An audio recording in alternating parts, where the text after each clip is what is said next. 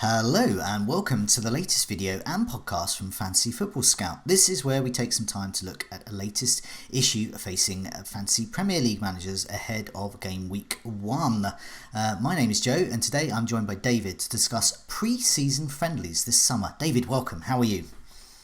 Yeah, very good, thanks. It's a bit of deja vu because obviously this morning we've been redoing one of our videos from Tuesday, and here we are again doing another video, but a different type of video, as you mentioned there, focusing more on pre-season and the period of games now between now and the start of the season, when the Premier League teams are playing their friendlies, testing out some new formations perhaps, and really this is one of the most important times of the year to really be paying very close attention to content on Fantasy Football Scout, because we're able to cover these pre-season matches in excruciating detail. And I really enjoy this time of year, because this is when you unearth your Wamba, your potential out of position assets. So looking forward to it. Great. So we're going to be discussing those kind of issues, particularly trying to find those budget gems as well. So tell us a bit about the coverage that's taking place on Fantasy Football Scout in terms of pre-season, and just in general really what managers can expect to find, the sort of information that's there. Yeah, so the thing that I love the most about this time of year is the complete guide to FPL pre-season page that we have on site, which is basically a tab on the top of the site. When you head to the home page, there's a bar across the top.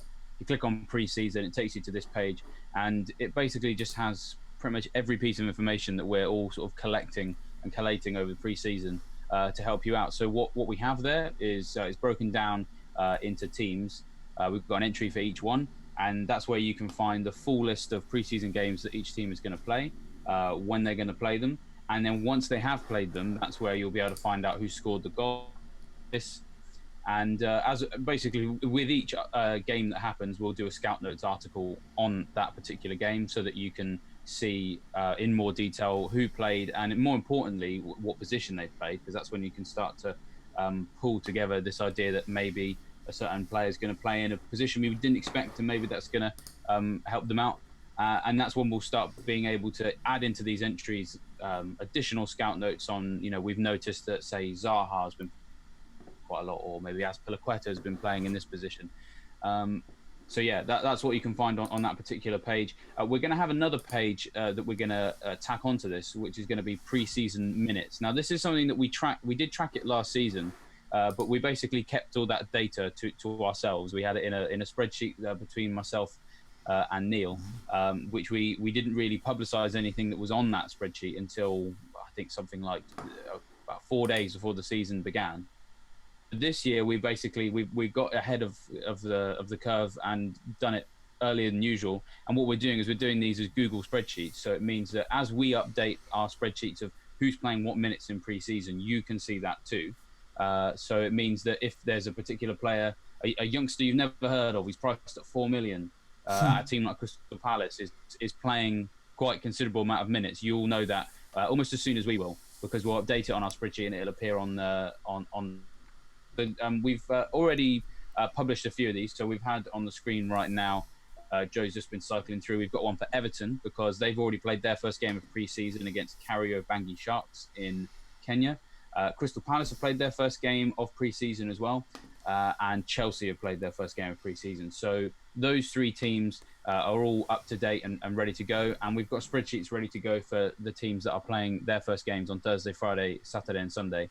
And hopefully by the end of 20 teams built in a nice color-coded spreadsheet on site, because I know how much fantasy managers love a color-coded spreadsheet. So this is one of those things where, even though it is just a spreadsheet, it excites quite a lot of us, and I'm not even ashamed to admit it. Okay, no, don't be ashamed. Don't be ashamed of enjoying the data and the stats about fantasy management, because that is part of the game. I know people like to deny it. It's all about watching the game, but it's a little bit about watching the game. But so many people have won the game without actually watching football. Simon March, for example, famously, during his winning season, was based in Singapore. Found it very hard to watch the matches, but partly due to timing. So relied very much on that data, so it is important. You mentioned Palace there as well. Now they're interesting. There is a search going on for a 4.5 striker. I know people are looking at Connor Wickham, and we'll start seeing him getting some minutes at the start of Crystal Palace's pre-season campaign, and then I suspect, well, we don't know, I suspect his minutes will become a little less, and that's where tracking those minutes, as you said, becomes really important as well. So it could be that he has loads of minutes. The evolving picture and how it changes over pre-season.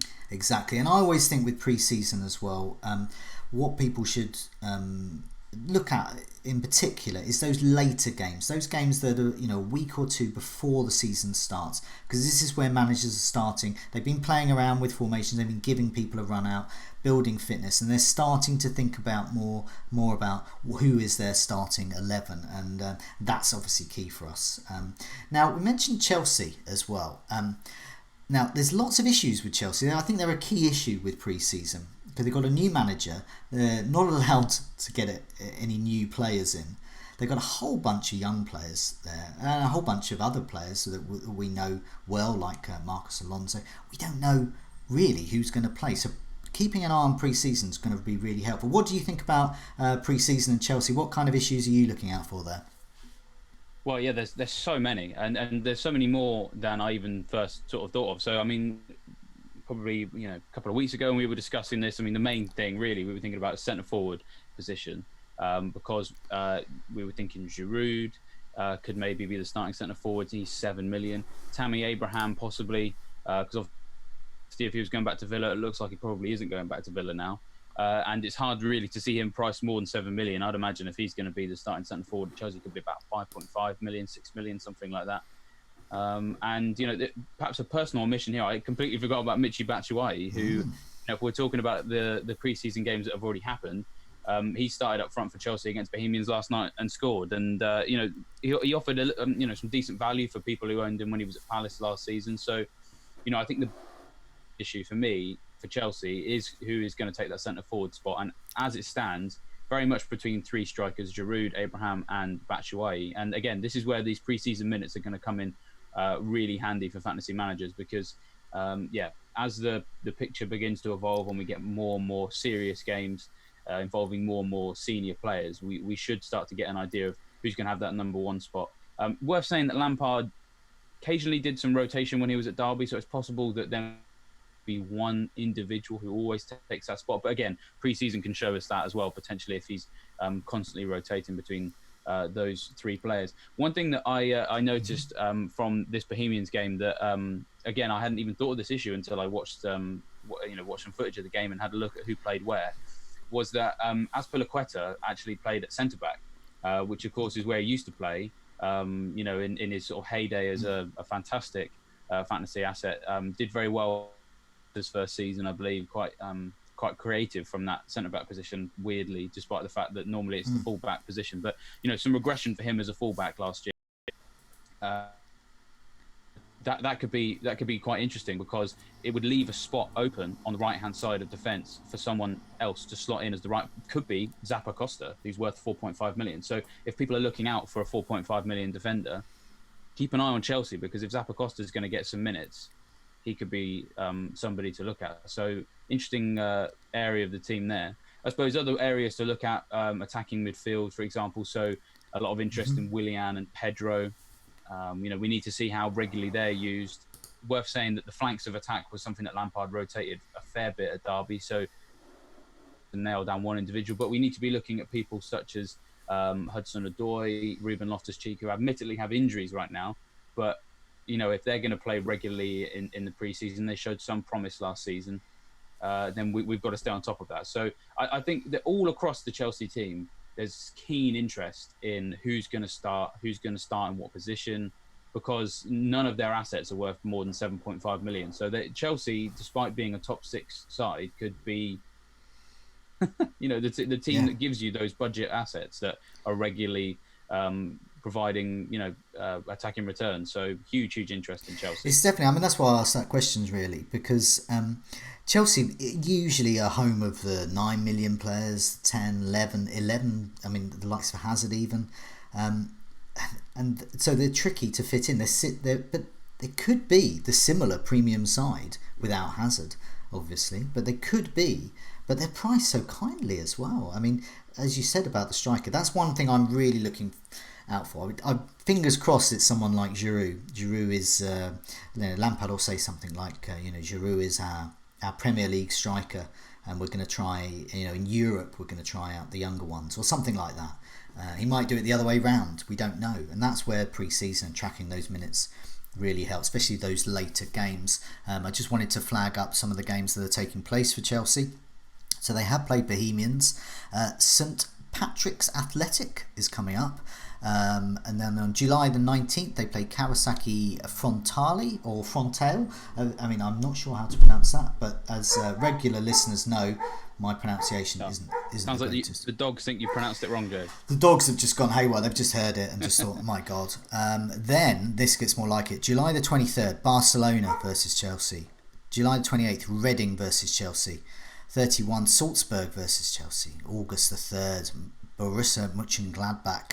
There's a name from the 70s, versus Chelsea. These are the types of games. This is where I'm starting to look at formation, but which players, and exactly as you were saying about minutes, who's going to play up front?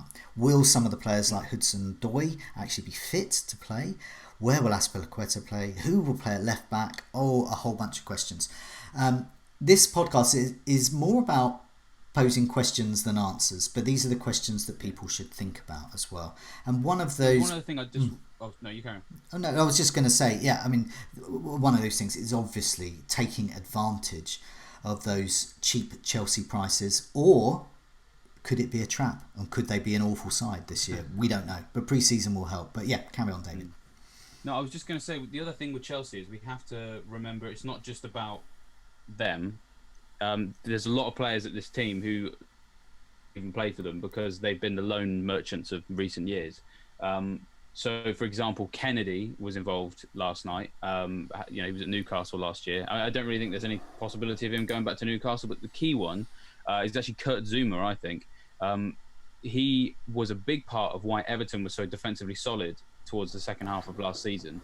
And a lot of Evertonians will tell you that whether or not they're able to be like that again next season does hinge on whether or not they can get Zouma back. Again, pre-season can maybe help us out there. If Zuma's getting played week in, week out in these pre-season games, and then maybe it looks like Lampard's going to keep him, then does that mean that we don't want an Everton defender anymore? I mean, we're going to do some research into what impact a lack of Zouma might have on an Everton team. But definitely worth keeping an eye on that as well, because we've got to consider that Rudiger's injured. David Luiz is sometimes criticised for the way that he plays football. It's highly possible that Kurt Zouma could be a not an Everton one, and that could have a big impact on other areas of the team. Lots of people looking at Digne. I'm obviously looking at Coleman, so worth looking at that as well.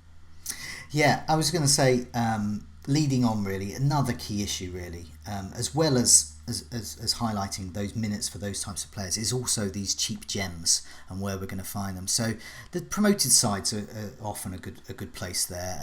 The search for that 4 million defender, to be honest, the search for a 4.5 million defender this season, and possibly a 4.5 goalkeeper as well. We're looking for those types of players that will play. Which players in particular do you think we should be looking out for? Who are the potential gems coming up? Well, I think we should... you mentioned the 4 million defenders there. I know that because of Wan-Bissaka, everybody is probably keenly looking for the next one. I think that we're not going to have one. That sounds horrendously, negative. But looking at the 4 million options this year, there's only about maybe 3 that I think stand a slight chance of playing. And even still, if they do, are we that interested? So, it's a bit up in the air who's going to start in defence for Bournemouth, I think. So maybe Rico or Simpson could come through. But Lloyd Kelly's been signed by Bournemouth. So, and Rico didn't play too much after he actually signed. So it's possible that Howe wasn't that impressed with him. So him, but, not hugely confident. And of course, Bournemouth's defence, not great. We've got an article coming out on that later today that Neil's been working on. A lot of interest in Bournemouth defensive assets because the fixtures are good, but can we trust them? Probably not. Crystal Palace might be able to offer us a 4 million defender in Kelly, but he more usually is used as a centre-back rather than a right-back, as a replacement for Wan-Bissaka. And yes, we've got a situation where Sacco are currently injured. That might change by the start of pre-season, so it's possible that both of those two could be back. But even if just one of them is back, then Scott Dan would take the other place. So the chances of Kelly really starting are actually quite low, I think, at this point in time. Things could change throughout pre-season. You never know. Worth pointing out, so obviously Palace have already played one game, and it is just one game, so we can't read too much into it. But there was a right back used in that game called Sam from their youth academy, and he actually. So most people were rotated in and out of that game. So like Benteke played 65 minutes, Maya played 65. I think Milivojevic played 45. So most of the players were rotated, but this Sam Woods kid actually played pretty much the whole game in the right back slot. He's not on the game yet, and it could just fizzle out into nothing. But Wan-Bissaka started the first game pre-season last year, played 90 minutes, and no one noticed until he then said, and the next one, and the next one. So a lot of people suggesting that maybe they might look to their academy to replace Wan-Bissaka. So you never know. We'll have to see. The only other 4 million defender that I'm sort of slightly interested in is Winston Reid at West Ham, because he's not played for a while because he's had a lot of injuries. But if he were to get back to full fitness, maybe stands a chance. But again, this is really the crucial thing about pre-season is we've got to see. We've got to find out. And we've got to track and we've got to monitor and then come to a decision about who we think is a reliable starter when we get slightly further down the line. So, yeah, unfortunately, 4 million defenders. I don't really think we're gonna have one, but we might do. So let's see. Well, one team I am interested in looking at is Aston Villa. Not for the 4 millions, but for the 4.5 millions as well. They've got a vast array of players. Most of them are largely unknown to people. People know about Jack Grealish, for example. They've seen him play, they've seen him on TV, those types of things. But there's a whole bunch of other names that we don't know about. Here's their fixtures that are coming up. July the 17th, Minnesota United. July 21st, Shrewsbury Town. July 24th, Walsall. So I'm not expecting to see their full 11 and their full squad there. But then by July the 27th, they play Charlton Athletic. That's where it steps up a bit. And August the 3rd against Leipzig. So Villa against Leipzig, August the 3rd. That is the match that I'd be looking at and thinking, right, I think this is going to be close to what they're going to be fielding, and so I'll be looking for 4.5 defenders. The reason I mentioned that is because they rotate quite well with some teams, particularly I think Burnley, for example. So I'll be interested to know whether the likes of, say, Target, who they've acquired from Southampton, he's 4.5. It showed some attacking intent whenever he got minutes with Southampton. I'm very interested to see if he's going to be a regular starter. Of course, there's their favourite, but not Bournemouth's favourite. Tyrone Mings is there as well. Could he be a bonus magnet? I mean, once again, pre-season's going to tell us. We're going to get that type of data about minutes and those types of things. Al Mohammadi, will he come back? He is 4.5 as well.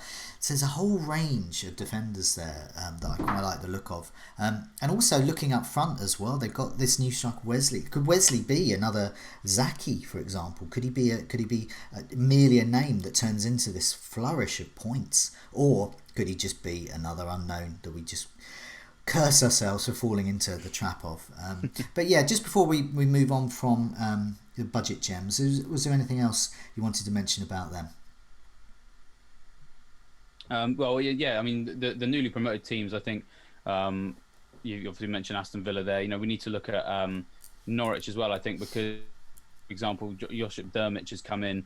A lot of people sort of concerned that maybe he could shunt Pookie into a different area of the team, or possibly be rotated with him or something like that. When we get these newly promoted teams come up, and we haven't had the chance to really watch them as much as Premier League teams last season, pre-season, is quite important for those types of players. And just in general, any new faces that come in, pre-season is going to be a big part of working out where they're going to play.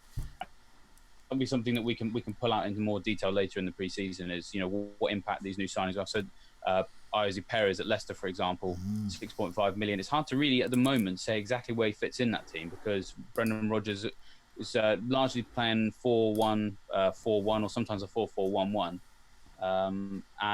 So we think we know where Tillmans is going to play. Perez surely isn't going to displace Jamie Vardy, because he's just like the don of that place. So where Perez, is going to be interesting because he could play anywhere. I mean, he's got the ability to play on the flanks. He can play number 10. He can play centre forward. So, but there's still been interest in him because he showed a lot of promise at Newcastle. So again, he's someone I think we should be looking at.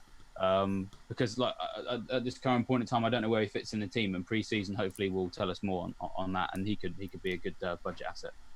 Okay, well, I mean, let's even it up as well, because we mentioned Norwich, we mentioned Villa, let's mention Sheffield United as well. So just in case there's Sheffield United fans saying, why weren't we mentioned? So Sheffield United, July the 12th, that's very soon. Play Real Betis.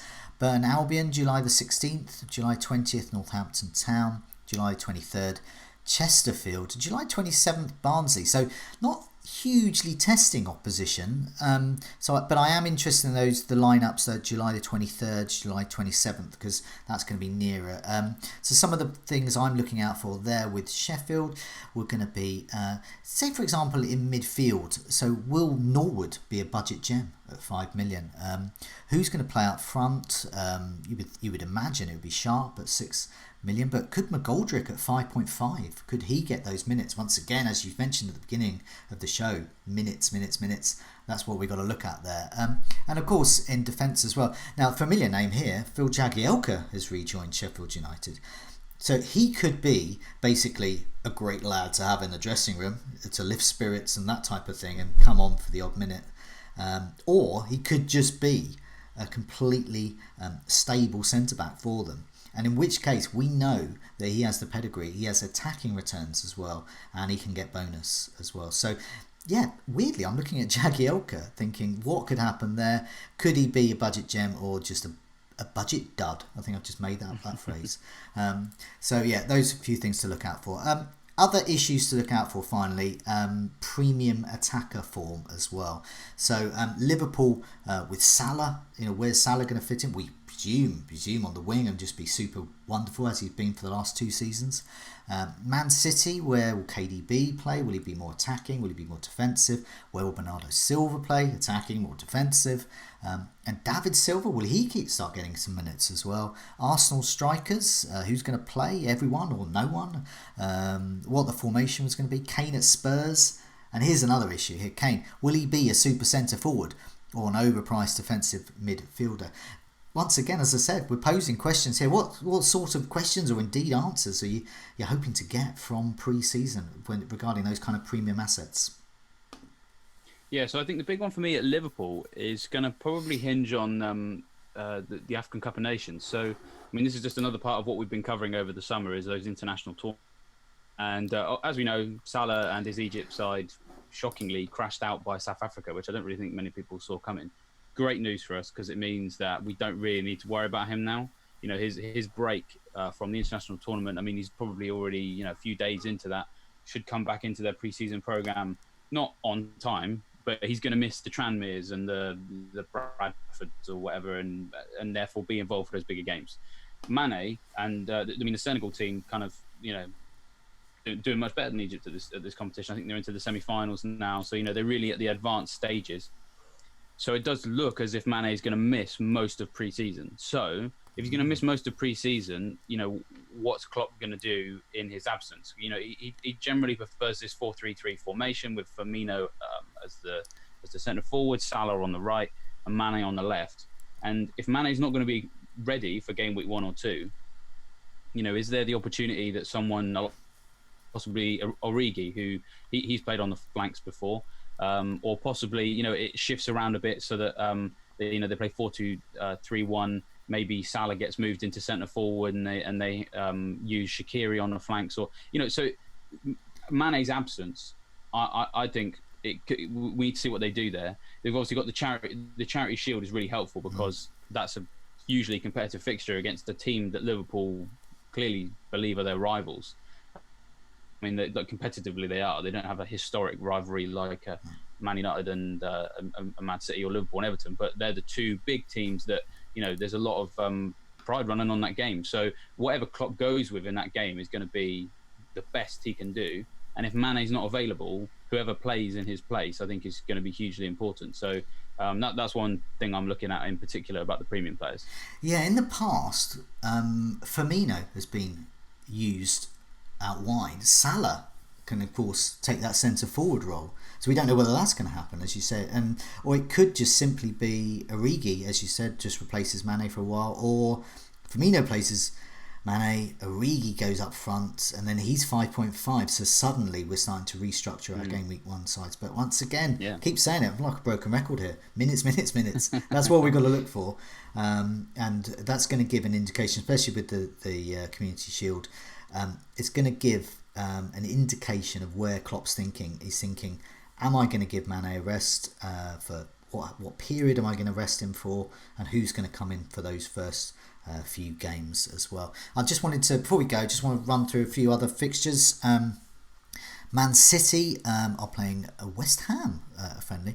Newcastle, it says Newcastle or Wolves, as we've got Man City on July the 20th. So I think it's some competition, like the 4 teams are kind of it's basically, it's like a semi-finals thing, and then the winners of the first 2 matches will play each other, and then the losers of the first 2 matches will play each other, which is why I think it's Newcastle, Wolves, Man City and West Ham are all in this little thing, and they could play either of them or whatever. So it does look a bit confusing at first, but once the first game's been played, the second one should make more sense. So we'll get some idea. We'll get some idea of minutes there with players. July 24th they play Kitchi FC. July 27th Yokohama F Marinos against Man City. July 27th. August the 4th, as you said, Community Shield, Liverpool versus Man City. That is the big one. Every season we look at those team sheets for those matches, and I think that's the one where we're gonna get some indication of who's going to start and where they're going to play. I think we kind of know with Man City, but it's one of the things is defence as well. We need to find out, will there be a cheaper option? Perhaps will Zinchenko get minutes? Will he be the favoured option as well, or will he be rotated with Mendy? Will it be Mendy? Either way, we need to know these types of things. And just to recap on Tottenham, they've got quite an interesting one actually. August the 4th, they play Inter Milan. So that is really interesting. I'm interested to see that one, see what shape Harry Kane's in there. But across their period, as I said, look at the complete guide to FPL pre-season on Fantasy Football Scout, and it'll tell you all the dates they're playing: Juventus, Manchester United, Real Madrid. I mean, yeah. So there's a few tests there. These are the types of games I like to see in pre-season, because that gives a real mark of a team if they can do well against those, rather than playing, I don't know, whatever it is, Barry Town or something. Was it the second best team in Kenya as well, or something? Yeah. I mean, Chelsea are playing Reading, and as a Reading fan, I can tell you that won't be a test. So no. That's not the kind of fixture we want to see. No, it's not. But for now, David, thanks so much for that. Hopefully it's given listeners and viewers some food for thought there about what to consider over pre-season. And also have a look on Fantasy Football Scout. Have a look at the tab and about pre-season, and it's got the complete guide to FPL pre-season 2019-20 there. So, but for now, David, thanks so much. Cheers, and to you as well, Joe.